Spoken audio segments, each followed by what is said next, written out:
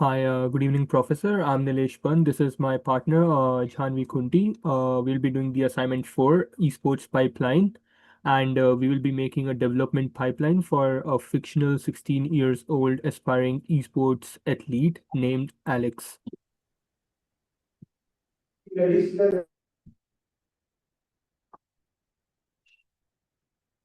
So now we'll be talking about the backstory of Alex. His uh, professional esports name is Assassin, and Alex is a young 16 years old high school going student.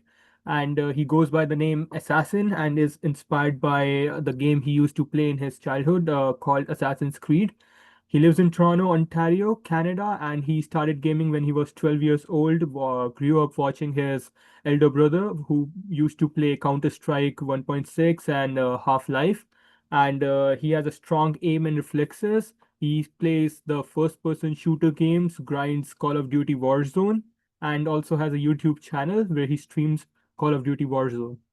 So now we're going to talk about the pipeline overview we will be building. So we're going to go with the stages, the 5 stages. The first would be the foundational stage, then the developmental stage, and then the bridge and or academy stage. And the other two stages, which is the collegiate and pro transition stage, it would be presented by my partner Chanvi. So Alex journey, it's like expressed through this timeline, and every stage has enhanced the experience and well-being and performance of Alex.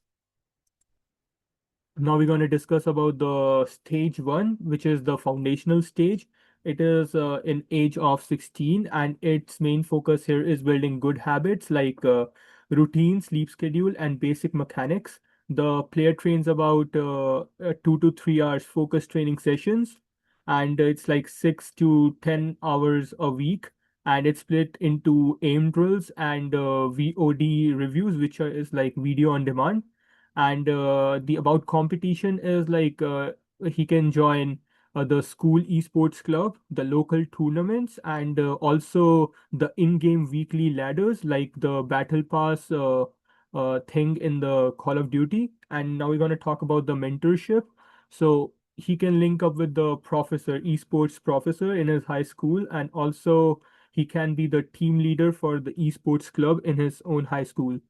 And for the wellness, it's like really important at the age of 16 because he's a young kid, and teenagers need about 8 hours of sleep and keeping screens away before they sleep, and which helps them build their reaction time eventually. And we also start simple nutrition habits like uh, the protein-rich breakfast and 20 to 30 minutes of home workout.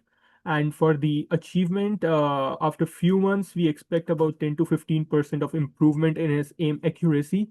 And achievement can also be, it's like he can come up in top players in his region and being noticed by reaching out to professional esports players in the field, and also winning local high school leagues and like which are organized by the clubs. Now we're gonna look on to the stage two, which is the developmental stage.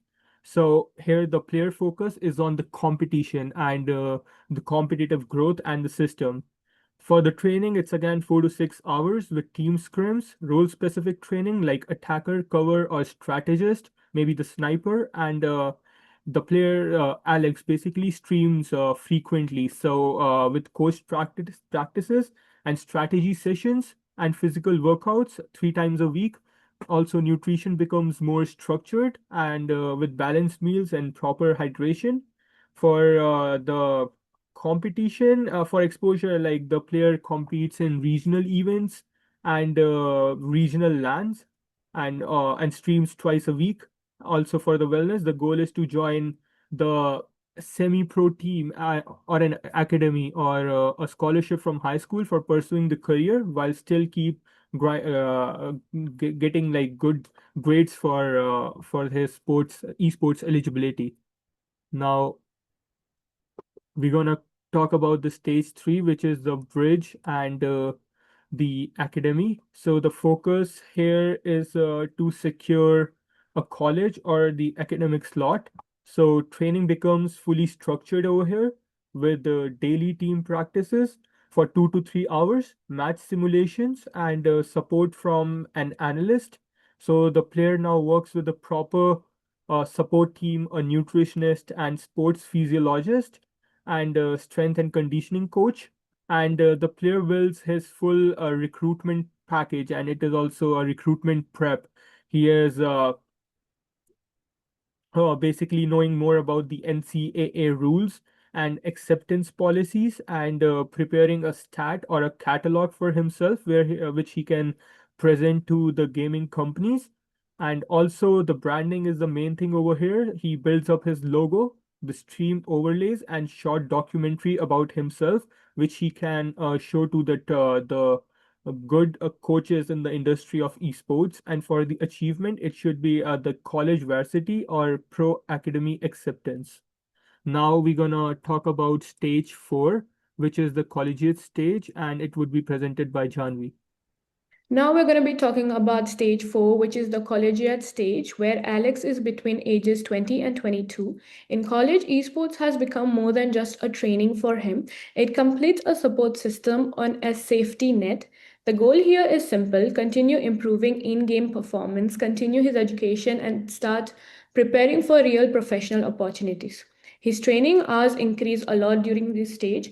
Depending on the season, he can be practicing anywhere from 20 hours to even more than 30 hours a week. This includes team practices, official matches, analyst reviews, and the individual drills that keeps his mechanics sharp. He also uses a personalized dashboard that he always knows that how he's performing and what needs attention. College has also given him access to health and wellness systems. This gives him continuous sleep and nutrition monitoring and regular counseling.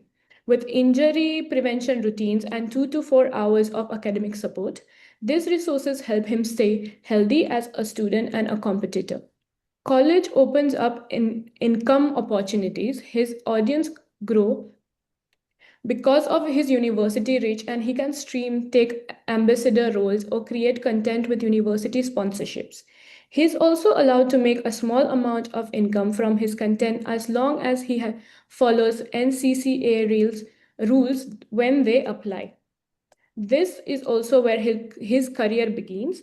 Alex starts exploring internships or part time work in areas like social media, content creation, coaching, and esports broadcasting. He also learns the basic of salary structures, pro contracts, and negotiations, where he is prepared for the future.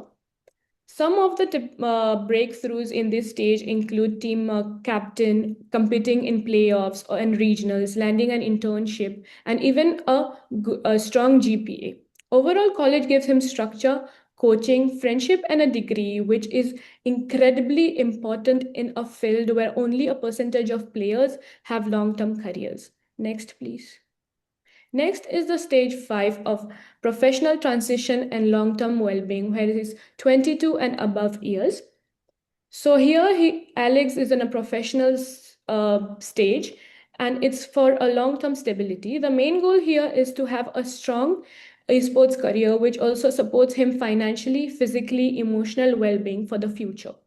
He starts by meeting an agent or lawyer who walks him through contracts, salary benefits, health coverage, sponsorship agreements, and retirement savings. This is important because esports contract can be complicated and new players often feel vulnerable to unfair deals. Alex also gets a clear understanding of what DCL or Warzone contracts look like and how much income he can realistically expect.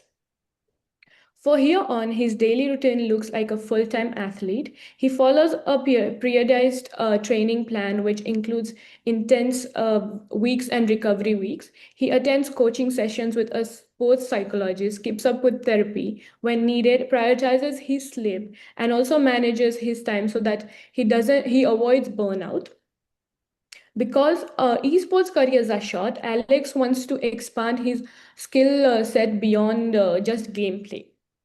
He trains in content creation, coaching, and brand consulting, and he works on completing his degree or apprenticeship, so he has future security. The key breakthrough on this stage would include signing a CDL or a Warzone contract, joining a team as a coach or a content creator, or even building both a 2-year income plan and a 5-year income career transition.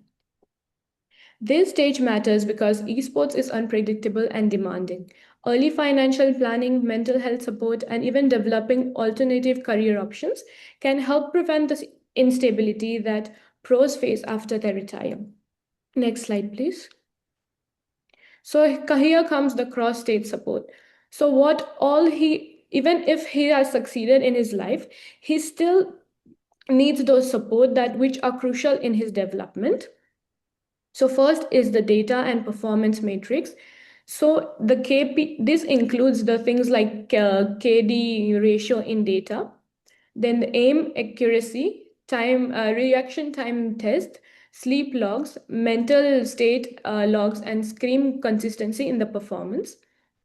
Tracking this helps him and his coaches make informed decisions just like traditional sports teams do. Next is the support team. He also has a full support team around him, coaches, a nutritionist, a therapist, a physiotherapist, an academic advisor, and eventually an agent.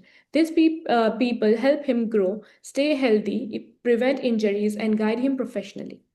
Next is the social media. Sorry. Next is the social media and PR. Social media matters in esports because Alex posts clips consistently, communicates respectfully, and even keeps simple content creator calendar and has a crisis plan in case something goes wrong online. This protects his reputation and makes him more recruitable. Next is the parent and guardian support. And before 18 age, parents are crucial. They approve nutrition and health programs, review contracts, and stay involved during tournaments and travel. It's similar to youth athletes in traditional sports. Young esports players still need oversight and protection. Next, please. Next are the practical examples. So for a typical weekly schedule for Alex includes that on Monday, Wednesday, and Friday he does a 2.5 hours of team practice, followed by 30 minutes of cardio. On Tuesday and Thursday, he spends 2 hours reviewing VODs and 1 hour on pure aim drills. Saturdays are for scrims or tournaments, and Sunday is reserved for active recovery and a mental skill session. This schedule is useful because it creates a right balance between improvement and recovery.